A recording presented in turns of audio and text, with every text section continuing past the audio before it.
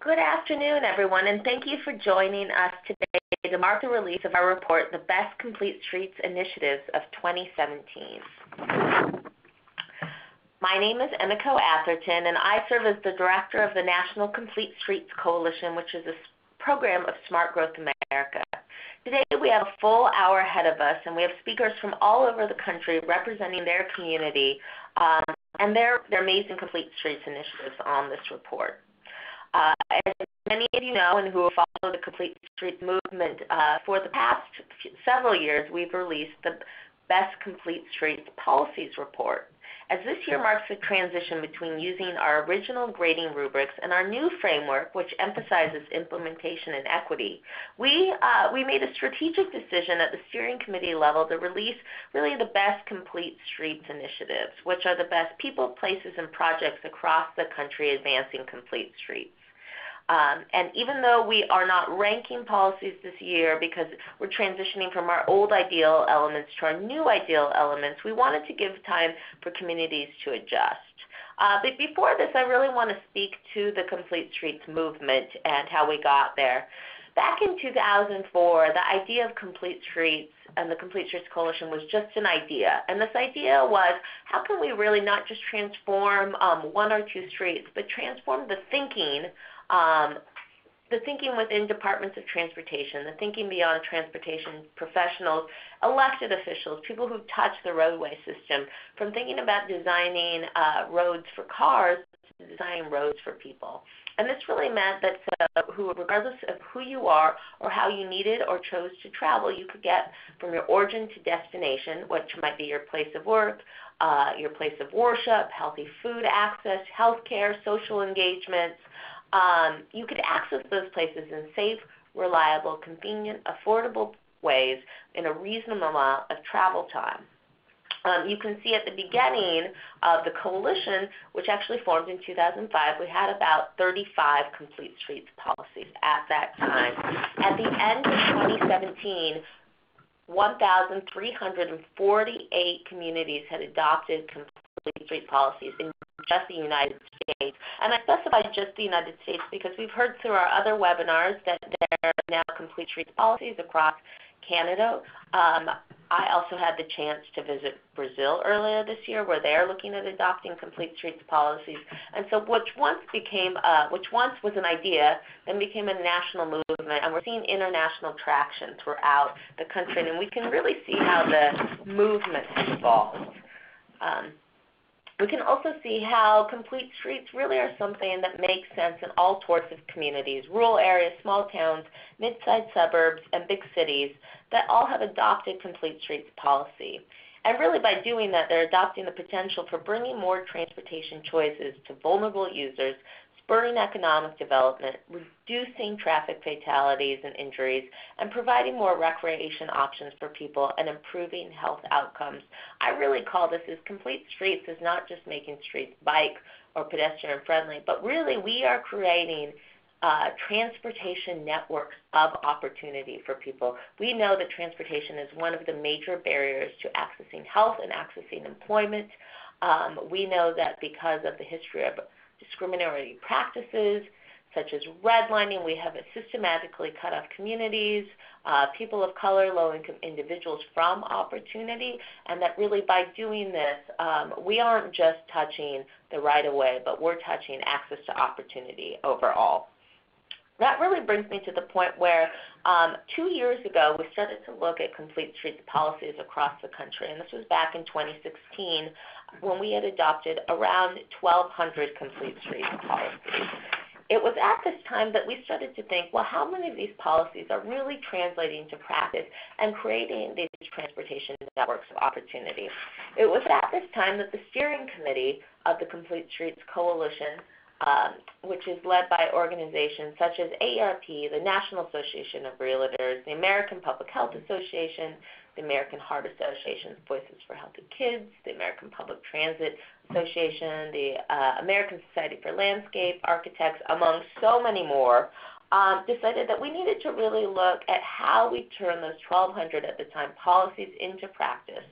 And so we went through a strategic planning process where we really determined two primary goals, and that's that all of our programming needs to be aimed at the implementation of Complete Streets policies and make sure that in everything that we do, both internally and externally, we consider equity. And by equity, define that as, how are we recognizing kind of the histories of systematic discrimination and racism in the country and how that's played out in our transportation system, and how is everything that we're doing can work towards getting towards that systematic problem.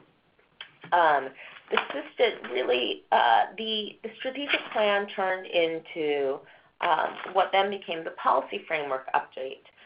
Back when the coalition was created and communities started to adopt Complete Streets policies, we adopted what was then called the ideal elements of the Complete Streets policies, and we graded all policies based on these ideal elements. And as the movement evolved, we knew that we needed to evolve too. And so we went through about a 9-month planning process where we used a national task force to update the Complete Streets ideal policy. These policies, we believe, should result in better policies with better plans, better practices, better projects which result in complete communities.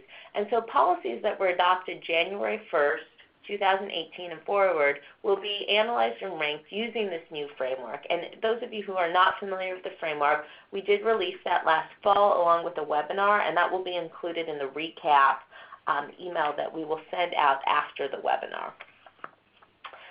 So as we moved in this transitional year, we really started to talk a lot about, well, who is doing good work? This idea of what does implementation look like? And when I first started this job and we went through the strategic planning process, we talked about how do you know the implementation is happening? And one of the things that we started to hear is, well, you know it when you see it, but it's not something you can necessarily rank in the same way because it comes across at different levels. But that we really feel like the steps to implementation are listed on the below chart. And so the first does absolutely start with adopting a robust binding ordinance that recognizes the role of implementation and equity.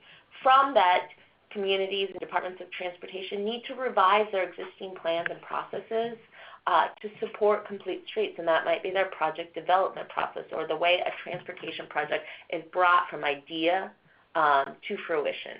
Then they needed to look at developing or adopting new design guidelines, which are really the reference book or recipe book that transportation engineers use when they're designing a roadway system, so that they had a recipe book full of flexible, innovative designs that supported Complete Streets. They need to offer trainings and really continue to educate people within the agency, but also the community on what are Complete Streets, how can they implement them. Creating a committee, really a body of people that takes ownership and oversees this, whether it's people within the Department of Transportation or within a jurisdiction, or also involves those outside kind of external stakeholders. That there needs to be a really robust community engagement process, that there actually needs to be engagement with the people who these projects will most directly impact, and that they actually need to go out and implement projects. Today we're going to hear from 12 communities that really are, we're going to hear from 3 communities, but our report highlights 12 communities that we really felt are doing some outstanding work moving their policies into practice.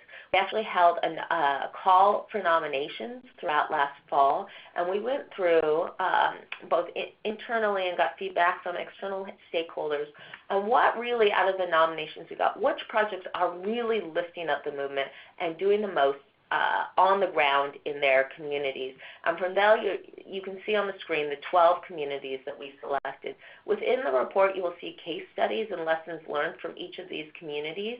You can also look at the blog posts, and we provide contact information so you can directly talk to the leaders who worked on this.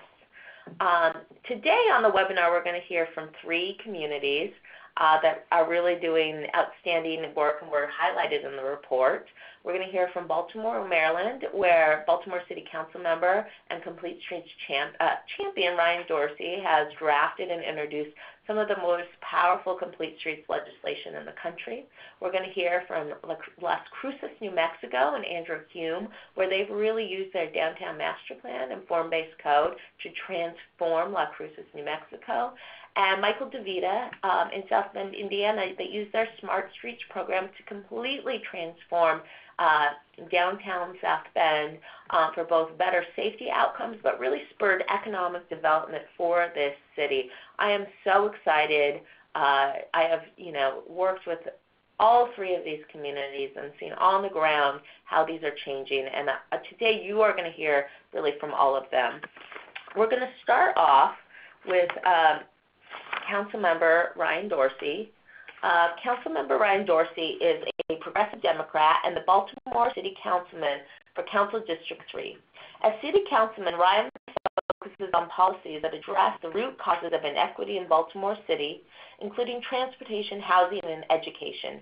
He is also a passionate advocate for the arts and has been a part of Baltimore's artistic community for many years. Ryan Dorsey was elected and sworn into the Baltimore City Council in 2016 with no previous political, governmental, or activist experience. In July of 2017, on the same day he introduced the Complete Streets Ordinance we'll hear about today, he passed his first ordinance, an increased fine for parking in bus stops and bike lanes, raising that fine to the same steep rate that already existed for parking in regular travel lanes, creating parity between consequences for obstructing single-occupancy vehicles in transit. I will also say that I know Ryan personally, and his enthusiasm and excitement and leadership on Complete Streets really should serve as an inspiration for all of us in the country. And with that, I'll turn it over to Ryan. Thank you, Emiko. That's a wonderful introduction. I'm only very nervous. We have been undertaking a massive, I'm clicking on this thing, I'm hoping this thing's going to change. We have undertaken a massive effort here in Baltimore over the last more than a year, really starting even before last March, to outreach to city agencies, national organizations, local partners, and to build a coalition to really raise the concern about what Complete Streets are all about, moving us away from moving cars into enabling buses, which we in Baltimore City don't run, except we have full authority over the space in which they operate, and overcoming myths like nobody bikes, and really having to outreach around all of the things that Emiko talked about in her introduction, why equity matters, and why affecting mode shift matters, and how this relates to other policy areas. So this presentation I'm going to give was put together to present to my colleagues on the City Council's Land Use and Transportation Committee in a hearing that was scheduled for yesterday but postponed due to snow. So I have never given this presentation to anybody, and it was intended to be 20 or 30 minutes long, so we're trying to condense it here to just 10 minutes today. So here we go. I hope I do this well. It was really also, I think it should be noted that this is a kind of a political tool here. This is a framework that I'm giving to my colleagues as an overview in a more formal manner than the informal kind of lobbying that I've done to each of them in their offices. And this was put together by my coalition partners, my main partners here in Baltimore, our cycling advocacy organization, Bike More, who has worked with me on this since the very beginning, and my closest ally, Ben Groff of the Tidemore Group, who has worked countless hours to actually write the bill with me. And you can see our policy paper and the bill at BaltimoreCompleteStreets.com when this is over. So my presentation to my colleagues here really starts with giving them an overview of the history here in Baltimore. And probably most and everybody that's on this call has a sense of how the country really shifted toward more to car-centrism in the mid-century. But we wanted to note how really pointed that was here in Baltimore, with Henry Barnes coming here and within 1 year of coming to Baltimore, presenting 550 projects in 1 year's capital improvement requests to transform Baltimore City into one that, above all else, accommodates cars. He was noted for things like, "I don't mind Baltimore streetcars, except for the fact that they run on the streets," at a time when they were occupying maybe 3 to 4% of the traffic on our streets, but carrying 50% of the people moving around Baltimore City. At the same time that others were saying the right to access every building in the city by private motor car in an age when everyone owns such a vehicle is actually the right to destroy the city. And so this is about picking up where others have already led here, and following the successes of other places and saying, how can we take this one step further? My presentation includes noting for my colleagues who really aren't familiar with this stuff that we're really we're behind the times in a lot of ways, and there have been lots of other places already leading, as Emiko noted. To give some local context here, these are our conditions here in Baltimore City. We're the 6th highest rate of vehicle non-access in the country, behind the 5 places that have basically the best transportation systems in the country. Yet we completely lack anything like a respectable, reliable, affordable, usable transportation system here in Baltimore. And the disparity in who has access and who does not falls starkly along racial lines in economically disadvantaged communities that became that way historically through policy intended to disadvantage and segregate in our historically redlined communities.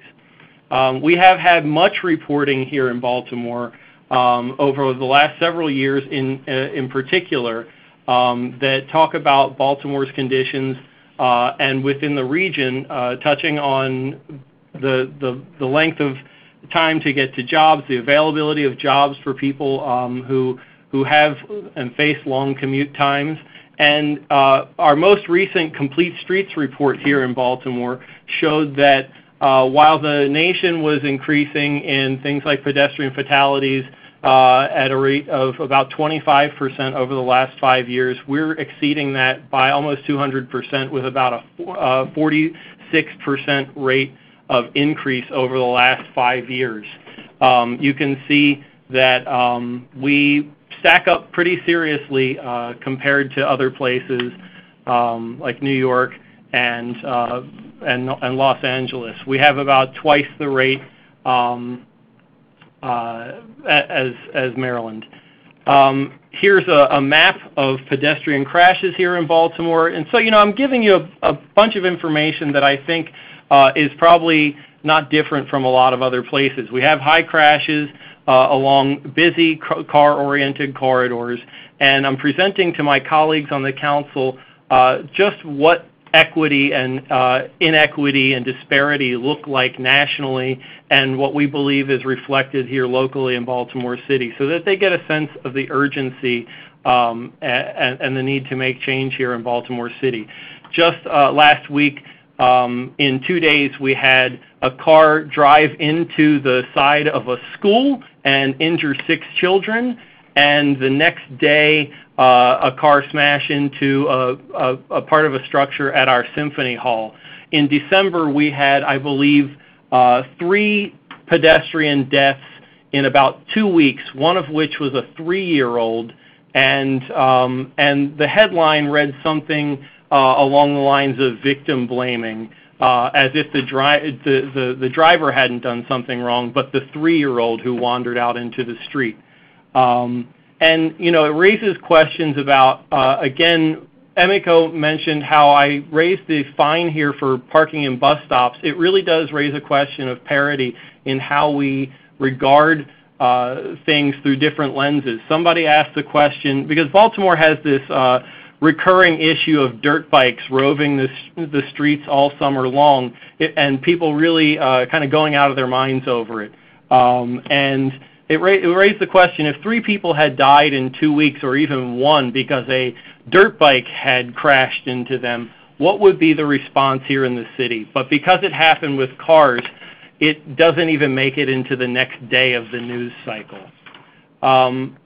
Presenting further to my colleagues, we touch on public health and other intersections around economics, noting that if we got even the multi-car households, if we could make the investment here to get multi-car households in Baltimore City to reduce to just being single-car households, it would free up more than $800 million in annual discretionary income to move around in our local economy here in Baltimore. And tying this into the cost of development, of course, parking induces demand for cars, but most people don't really understand the degree to which parking increases the cost of housing.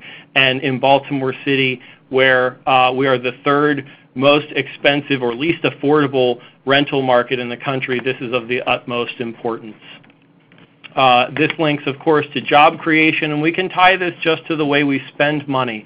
Earlier this year, you see these 2 pictures on the side. One shows a tiny little red line where it was suggested that we should spend $200 million to widen 1 mile of road and build a little flyover, some train tracks, and for the same cost, we could have built out our entire bus priority lanes network and our entire bicycle master plan for Baltimore City. We are showing here some real-world examples from some things like the King Street pilot, which was listed among the awards here, to show that that these impacts really do create, these kind of investments do create economic development and to actually reduce transit times, despite how there is a constant chatter that if you reduce the number of overall lanes for cars, you're going to create congestion and it's going to bring everything in everybody's life to a screeching halt. Let's see here. I'm trying to go through this as fast as I can, so bear with me. I'm trying to catch up with myself and my notes. So here's where we are and where we come from here in Baltimore City. We have an existing complete streets resolution. It essentially has all of the same stuff that's in our ordinance, mandating that the best practices be applied to all projects in all stages, and that it does require an annual report, and that it should be meaningful, that it should be cross-referenced with certain data. Essentially, since this resolution went into effect, we have seen 1, maybe 2 complete streets reports, and they're all but useless. And we've seen effectively no projects really take this bull by the horns and say we can do better to make our roads more equitable and safe. And what our new bill does is really require all the same things and says, look, if the resolution didn't get it done, we're going to have to make something a little bit more forceful, which is why we've resorted to an ordinance, so that it's binding and so that it creates something that we can really hold people accountable to. When we have a project streetscape project, for example, coming before our planning commission, being able to say, well, the lane widths didn't meet our standards here. This can't go forward because it's in violation of a law. So what I have next here is a number of slides that talk about a comparison between what we're putting forth and what the National Complete Streets Coalition is putting forth, just so I'm continuing to make clear to my colleagues that we're not asking for anything extraordinary here. We're basically trying to catch up with the times. And so you can see a side-by-side comparison of other things here. I'm going to skip through these pretty quickly. We call for the creation of an interagency coordinating council just to basically make our DOT, who is the steward of our largest, most expensive physical asset in the city, which, if you change it, is going to impact the objectives of all the other city agencies anyway. So we think that with DOT above all others, there's cause to bring agencies together in a collective fashion. We have some basic design standards around design speed matching posted speed using a design vehicle. The standard here in Baltimore continues to be an 18-wheeler rather than a FedEx truck. We need to continue, it seems, to prove that 9 feet is actually not out of the ordinary for trying to make neighborhood streets safe, and what that looks like in terms of the speed that people actually travel. We reference the Chicago Complete Streets Manual here to show that it is entirely possible to have a public and transparent understanding of what project selection criteria looks like and what a project delivery process looks like, all of which is called for in our ordinance for what needs to go into our manual. And then we have, and I'm going to go back here because there's one thing that is really unique about our project prioritization, but that is still vague in our bill. We say that our project prioritization must include consideration of an equity gap analysis. This is something that we've spent a lot of time looking at and will more likely take the form of a disparity study, like what you have to back up things like affirmative action and women and minority-owned business enterprise program like we have here in Baltimore City. Something to show that we have legal grounds to prioritize on the basis of race so that we are starting to repair the damage that our roadways have done to historically disenfranchised and disadvantaged communities. It's still an issue of equal protection that we have to kind of overcome and continue to work with partners in the legal field to overcome. We set a basic requirement for our DOT to come up with an engagement process that overcomes barriers associated with race, age, income level, vehicle access, and set some stringent requirements for reporting that cross-references all of these other things. We've done robust outreach for over the last year into neighborhoods all over Baltimore City. It is incredibly difficult to get everywhere. A lot of this was done through neighborhood associations and other organizations that bring multiple neighborhood associations. But again, this is part of the political tool of showing to my colleagues on the council that we have really been out in their communities and help to engage them in understanding how their own communities can be improved in the transportation environment. And we're bringing back quotes from my colleagues' districts, from their constituents, and showing to them what people in their communities are saying. Here are a couple of other examples from other districts. The Land Use and Transportation Committee is a 7-member committee, of which I am a member, and my district is up here in the top right corner here. And just to give you a sense of the commitment that Bikemore and I and others have put into this, the number of meetings, external and internal, hours that have been invested, and why any organization that has any funding capacity at all should be funding Bikemore and the important work that they're doing here in Baltimore City.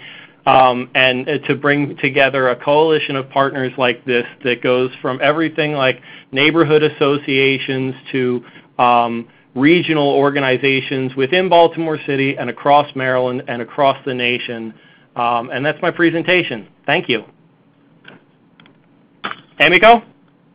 Thank you so much, Ryan. That was fantastic. And I do encourage everyone on the call to go to baltimorecompletestreets.org. Is that right, Ryan? .com. .com. And we'll send that in an email and actually look at the legislation. It's really inspiring. I love to see the coalition who's really behind all of this. It looks very similar to the Complete Streets Steering Committee, and I really think that this is a lesson.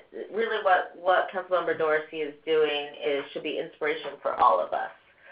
Next, I want to introduce Andy Hume, who is the Acting Airport Administrator with the City of Las Cruces Economic Development Department. Previously, Andy served as a transportation planner for 11 years with the Metropolitan Planning Organization, and most recently led downtown revitalization projects and programs for 5 years as the downtown coordinator. Andy has a bachelor's degree with the dual majors in geography and city and regional planning, as well as a master's in public administration from the New Mexico State University. Welcome, Andy. Thank you very much. I appreciate that, and welcome to everybody from sunny Las Cruces, New Mexico. Just to let everybody know, yes, New Mexico is part of the lower 48 states. I get that question all the time.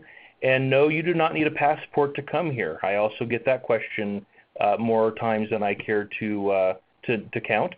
But what I'd like to talk to you just a little bit about today is the long, sometimes rather arduous steps that we've been going through to reverse our urban renewal and to get our core area, our central downtown area, what we refer to as the heart of Las Cruces, back up and running again and being vibrant. And as many of you probably have experienced in your own communities, this is what our downtown looked like after urban renewal. And what's interesting is I have an architect friend of mine, and in looking at old aerial photos and comparing it with this one, we can say that at least 70% of our downtown buildings were demolished.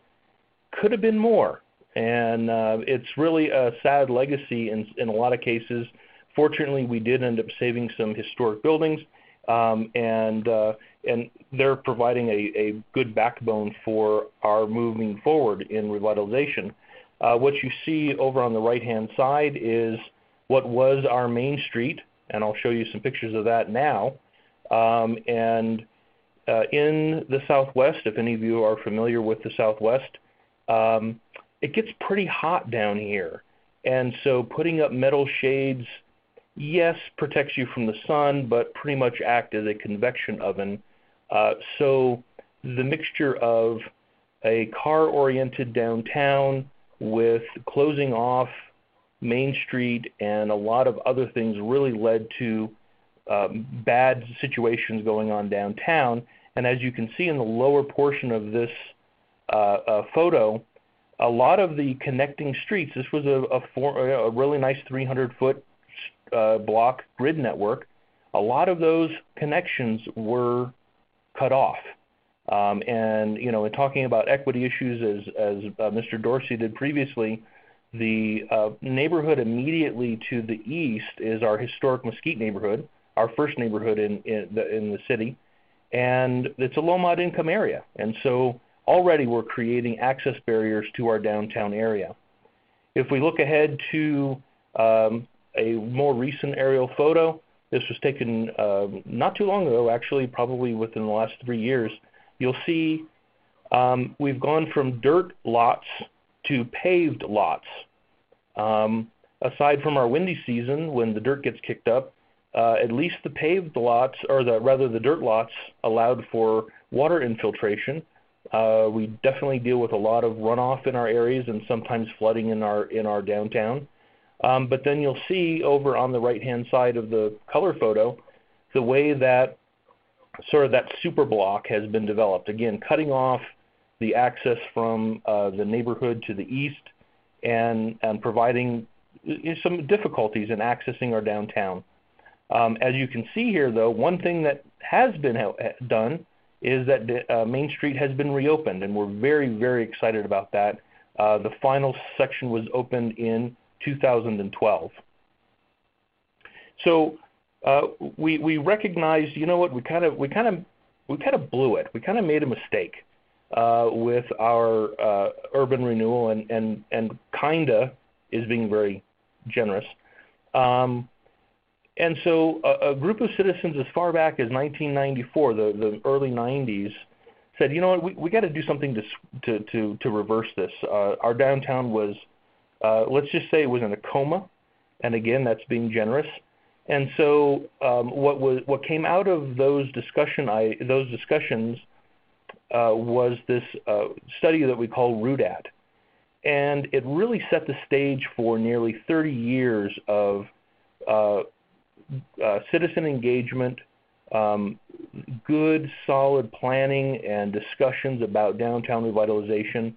And from that point on, as you can see, we have had a number of different documents, updates of planning, and of course the public involvement. And the photos that you see on the right-hand side are at various presentations, at various meetings that have taken place. We certainly try to have a robust participation process. And the thing that we do best, and I like what Mr. Dorsey said earlier, is taking the meetings to the people, not waiting for them to come to us. And so we try to do that in a very robust manner. Now, as a urban planner and a city planner, and I'm sure a lot of you are also planners, the worst thing in the world that we can hear is, oh, the plan's just going to sit on a shelf. It's just going to collect dust. And I am very proud to say both myself and my predecessors did not let that happen. If you have a plan, you use that to define the next steps in your process.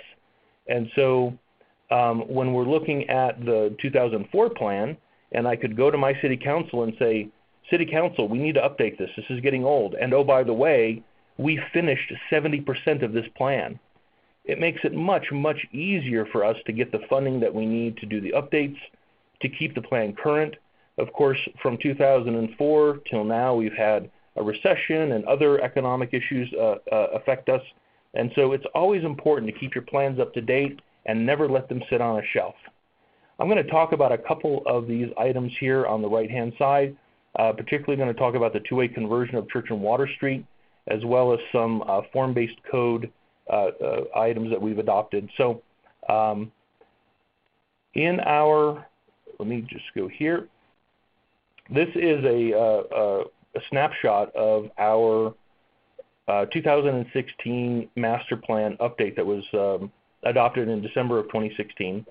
And the theme was Think Beyond Downtown. So we've been rather insular in our understanding of what has not only unfortunately negatively impacted downtown, but also on how we want to fix what's happened in downtown.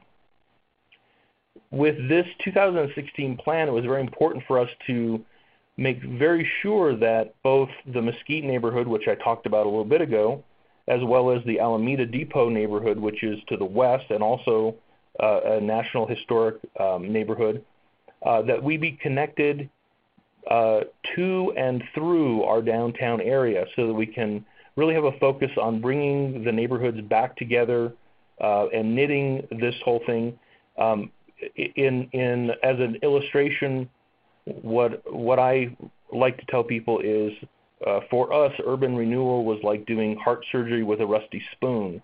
It really dug the heart out of us, and so stitching it back together is taking time, and the wounds are taking time to heal, but we're getting there, and we're very positive in that.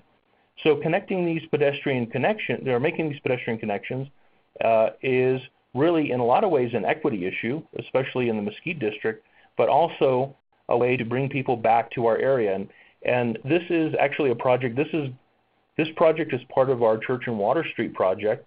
We are reconnecting our small, we call them callecitas, or little streets, and we're making them truly the pedestrian and bicycle access points through our area that they were intended to be, but right now are rather scary and are not very appealing to our pedestrians to use.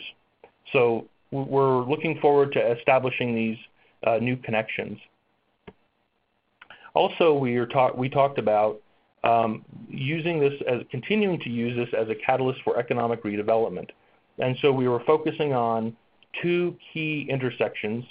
The intersection of Las Cruces and Main, which is where the larger of the red dots is, and the Water Street between Las Cruces and Griggs, which are the two smaller ones.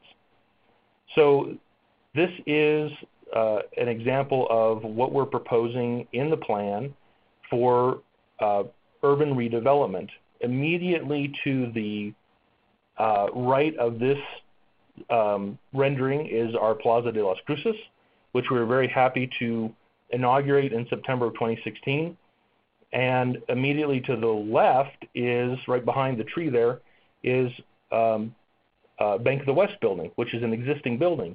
So this would actually build onto some vacant land that's immediately adjacent to Bank of the West and begin to fill in some vacant areas within our urban fabric. This is looking the other direction from north to south, and not only is it showing an expansion of the existing Bank of the West building, but on your right-hand side in the photo, you'll see that it's a parking lot right in the middle of downtown, right, actually almost in the specific geographic middle.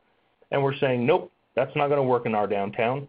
We want to have some mixed-use development happening there. So these are proposals that are going on here at the very center of our downtown. And then we're talking about implementing new mixed-use projects, and particularly focusing on that Water Street area that I mentioned just a second ago.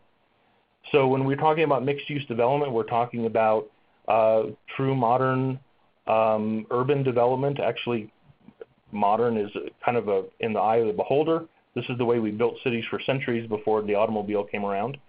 And truly integrating this into the existing network, the existing framework that we're trying to develop in our downtown. And so when I talk about Church and Water Street, this is what Water Street will look like when we're done. At least in the immediate term, we'll have the roadway turned back from a one-way roadway back to two ways, on-street parking on both sides, widen the sidewalks. The trees won't look that big soon, but they will get that big eventually. And then over on the right-hand side, actually where we're showing those buildings are some of the parking lots that currently exist. And so we're looking at redeveloping those. And just in closing, I'll say one thing. This is Church and Water. You'll remember that in the original slide that I showed, the very first slide. And that was for 40 years called the racetrack. And the only thing I have to say in closing is if you have any roadway or pair of roadways that has that designation in your community and it's not coupled with Formula One or NASCAR, then I highly suggest you target those for Complete Streets projects. So with that, thank you very much, and I will move on to the next presenter. Thank you so much, Andy. That was great. I loved hearing about that, and I think it was both historical and really inspiring for all of us. And you can see Andy put up his contact information, so please reach out to him if you have more questions. And just as a reminder, two reminders. One, you can find all of these stories within our report. Also, we will have time at the end for questions, so please use the left-hand chat box on your bottom left-hand screen to type in questions. So our last speaker today is Michael DeVita. He's with the City of South Bend as their principal planner in the Department of Community Investment. As a member of the American Institute of Certified Planners, Michael prepared the city's Complete Streets policy, has helped manage its implementation, and has overseen the development of dozens of complete streets and streetscapes projects in South Bend. So with that, I'm going to turn it over to you, Michael. Thanks, Emma Cohn. Thanks for having me on the call today. So I'll begin by providing some quick background on South Bend, then show some of the Complete Streets projects the city's completed, and finish by providing some lessons learned that hopefully will help some communities with their own implementation of these projects. So South Bend is a city of just over 100,000 residents in north central Indiana. We're about 90 miles east of Chicago. The city's probably best known as the home of the University of Notre Dame, but as a fun fact, Notre Dame is actually located just outside the city limits. But the city also has a long history as a manufacturing center, so that leads South Bend to be a kind of an interesting mix of a college town and a Rust Belt city. So South Bend adopted its Complete Streets policy in November of 2015. And as a marketing tool, it actually decided to brand its Complete Streets program using the Smart Streets name. So one of South Bend's early Complete Streets project was completed on Jefferson Boulevard in 2014, so that even predated the Complete Streets policy here. So Jefferson Boulevard runs through an up-and-coming area near downtown. But it featured 4 lanes of fast-moving traffic. There was limited on-street parking, and you could see no bike facilities and kind of a beat-up look to it. So the 3-block project we undertook replaced curbs and sidewalks. It reallocated pavement space to create a 3-lane section and added that on-street parking. So curb extensions, bike accommodations, decorative street lighting were added as well. So actually with this, thousands of dollars in private investment have followed. Includes 4 new restaurants and bars, great to enliven the street there. And actually one of the owners of one of the new restaurants credited the project in the newspaper for his decision to locate here. Then a similar model was used on Western Avenue, which runs through a heavily Latino and African American neighborhood on the city's west side. There's narrow sidewalks, no comfortable on-street parking, poor lighting, general state of disrepair that further hampered investment in a low-income area that already had suffered from disinvestment, as you get an idea of in this picture. So with a 3-block project was completed here in 2015 and later extended by another 4 blocks. Again, create a 3-lane street with dedicated parking lanes protected by curb extensions.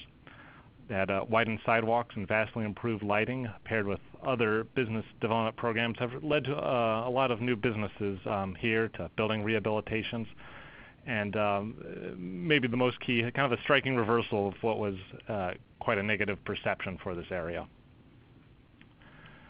The Showcase Smart Streets project then was completed last year, which was the conversion of the one-way Main and St. Joseph Streets couplet to 2-way traffic.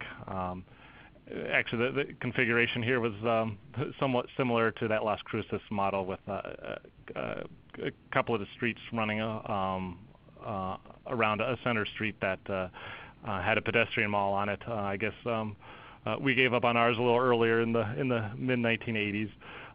But the fast one-way couplets remained. So those were converted to 2-way along with an extensive streetscape program. So this couplet is actually a state highway, had 4 lanes of traffic, often moving in excess of 40 miles an hour, maybe even 50 miles an hour for some vehicles, obviously making them uncomfortable to walk along or to cross this type of street. And they were sort of essentially avoided as a death zone by bicyclists. So street life, such as sidewalk cafes, were largely absent from these streets. So the pavement widths on the streets were reduced, allowing us to widen the sidewalks and create protected bike lanes here on Main Street. So with the narrower streets and the curb extensions, the pedestrian crossing distance was actually reduced by almost half, and traffic speeds, of course, have slowed. As part of this work, and maybe a unique opportunity here, but during construction, St. Joseph Street was renamed MLK Boulevard, which provided a further break from the image that the street had that was like you see here, to a much more pleasant environment like this. So a 2-way cycle track was added on the east side of MLK to serve as a riverfront trail connection, while a one-way protected bike lane was on Main that you saw. So since this project was announced, about $100 million in private investment has been made downtown, including thousands of apartment units, and a new hotel is what you see in the photo here. And prior to the project, those numbers were both close to zero, even in good economic times. So now I want to move on to a little bit of advice for implementation.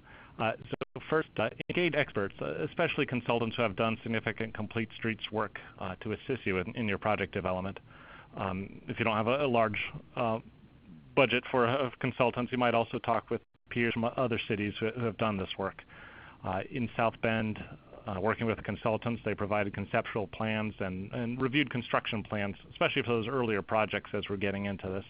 So those individuals were particularly valuable in addressing concerns that engineering staff or our elected officials had about traffic flow, lane width, safety, and economic impacts as we went through that process. You'll need to plan for some education. So city staff relied heavily on progressive design guides, especially the NACDO guides, and on the advice of those knowledgeable national level consultants for the initial development. In turn, the city has shared information and guidance on the design and benefits of complete streets with local consultants, with construction contractors even, and of course with the general public. A good way to educate is through a demonstration project. So we found that each complete streets project provided real-life examples of the traffic calming and placemaking elements being proposed for new projects, and built momentum to do further similar work. And the pilot project doesn't have to be a large scale. It could be as simple as a road diet on a few blocks by restriping within the existing curbs, or by reclaiming pavement areas with some paint and cones. So, of course, always want to engage the public, and they can assist push for projects. Bike and ped advocates, of course, are always helpful in this work, but we found that business owners and in particular restaurateurs were key in building support for complete streets in South Bend. Kind of highlight them, have them, and also just property developers speak at public meetings or to the media about how complete streets projects will help their businesses and help encourage further development. Especially if you're in a weaker market city like South Bend, found that this economic development argument, along with the typical call for safer streets, was successful in gathering support for the projects. Then, in addition to the typical traffic and safety data you see, we'd suggest collecting some of that economic data, so on business openings, on retail sales, if that information is available to you, on number and value of building permits, and on property assessment values to help continue to demonstrate the value of complete streets projects. Finally, then, to connect your complete streets projects to other initiatives such as area revitalization or a neighborhood equity effort that you may be undertaking. So tied with other planning or development efforts, it helps to create more advocates and really multiply the positive effect of the project. So with that, thanks again, and I'll send it back to Emiko. Thank you so much, Michael. And I can't stress enough as someone who's seen this project actually on the ground, how it's transformed South Bend. And if you are ever in the area, it is worth checking out. It has just been phenomenal. I know one of the things that Michael didn't mention is they were able to look at travel times, and one of the concerns that the community had was whether it would affect whether it would delay their commute. And I know there was a local news station, I believe, Michael, that did a before and after drive and found that really the perception of delay versus the reality was under a minute, but the safety improvements and the economic development have been phenomenal. And being able to measure that before and after really helps tell that story. We have about 5 minutes left, so I'm going to ask each one of you a question, and then remind you, if you do have questions, do put those in the Ready Talk chat box. We will have time, although we won't have time for more than 3 questions today, we do send a recap blog post where we are able to get to additional questions. The first question I'm going to ask is both for Councilmember Dorsey and for you, Michael, because they're around the same vein, which was how did transit fit into the streets, either into your plans or into the street redesign? And if so, how did you engage and accommodate transit, particularly around the cycle track? And so that was, I think, for you, Michael, but the question in Baltimore, too, was this idea of the red line, which is, I believe, a light rail that was planned for in Baltimore City. So how does, I guess the overarching question is, how does transit fit into all of this? Michael, you want to go first? Okay, I'll go first. Yeah, we I think all those streets have shown all our bus routes. I guess the biggest design piece would be on the downtown streets. So actually, it's part of the work, or kind of a slight tangent to it. Added bus shelters downtown where there were not any previously. The bus shelters we ended up putting on kind of a curb extension, or when we designed the curb extensions at the corners, made sure that those were wide enough to accommodate that, with a sort of designated crossing point across the cycle track to get to that shelter. Emiko, is it okay if I flip back to one of these other slides for just a second? Yeah. So if you see where the concentration of crashes are here, you see the downtown part of Baltimore, and then you see these lines coming out of the city.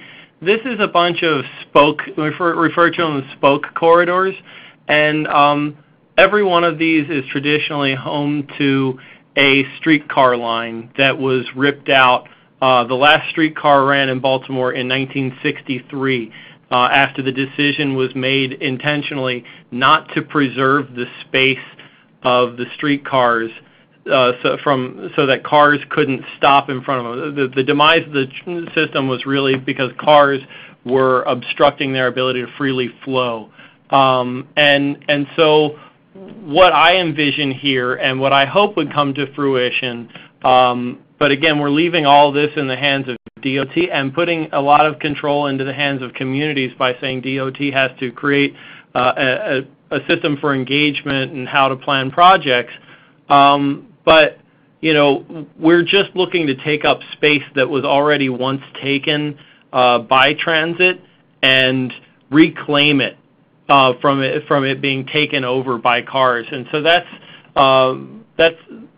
how we can dedicate bus and bike space along all these spoke corridors, but also that light rail, the planned light rail line ran along one of the biggest of these corridors over in West Baltimore, and there is still a corridor there that there's a movement now just to ensure that the corridor doesn't get developed in the space that was intended to be dedicated for the red line, so that it could one day be revived. But the general sentiment here is that we're not getting another light rail line for the next 10 or 20 years because our Governor Hogan rejected $900 million in federal funding that was planned for it for more than a decade. All right. Thank you, both of you. And then my last question is going to be for you, Andy. So I know that one of the impacts of the La Cruza Code is that it no longer mandates the creation of new parking spaces for new businesses, which effectively eliminates parking minimums. Was there pushback for that, or tell me the community's reaction to all of that? Because we know that is really moving away from parking minimums is a big part of reclaiming space for people. So how did the community react? That's an interesting question. I think both Ryan and Michael pointed out, and I didn't to an extent, but I'll use this opportunity, is the economic opportunity here. When you have, in Michael's case, I think it was $17,000 per parking space, when you start making the economic argument of taking up space for parking for cars that just sit for 95% of the time, that has a very big impact.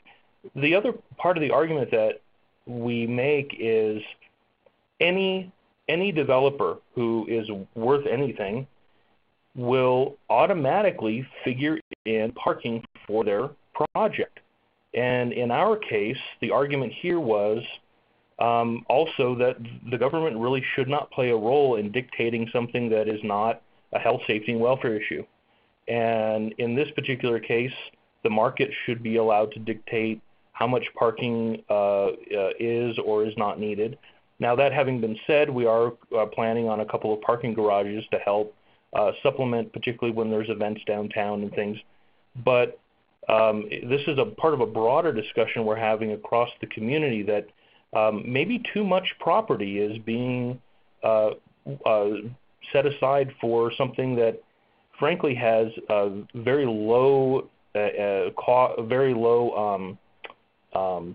value, very low income being brought into the community, and actually has a very high cost to the community in perpetuity, because once you put it in a parking lot, they're pretty much going to be there for a long time. So I think there's the economic argument to be made, and I also think there's an argument to be made that of what government's role is in this.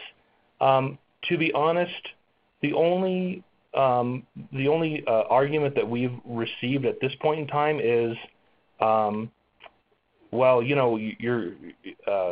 the government should have a say in this because we should have a say in how our cities are developed. And the second part of their statement is always true, but the first part is more true because, or rather less true, because we really have what's the word I want? We have a much higher priority to make sure that we have housing available, a variety of housing available, also a variety of retail and office opportunities, particularly in our downtown area. So I hope that wasn't too rambling, but I think there's a lot of different arguments to be made in favor of getting rid of parking minimums. And as always, I say, read Dr. Shoup's book on the high cost of free parking. That's awesome. Thank you. And I would definitely not disagree with that. I wanted to thank all of you. Thank you, Ryan. Thank you, Andy. Thank you, Michael. If you are in any of these places, please check them out. But definitely go ahead and read their stories as well as the 9 other. This was one of the more exciting things I've worked on just to see. I mean, we talk so much at the policy level, but really we do this all so that we can make change in our communities. And these 3 are really change makers within their communities. We will be doing a recap blog post, so if you had a question or still have questions, let us know because we'll be answering those then. Big thank you. And with that, I want to make one more plug. We will be having a national convening in 2 weeks. It's called Intersections, and it's really how to create culturally complete streets. It will be in Nashville April 3rd and 4th. I know that Councilmember Dorsey, as well as other people that worked on the Complete Streets Baltimore initiative, will be presenting there along with many other speakers. We have a full 2-day agenda. I do encourage all of you to come, so please check that out. It has its own website at CompleteStreetsConference.org.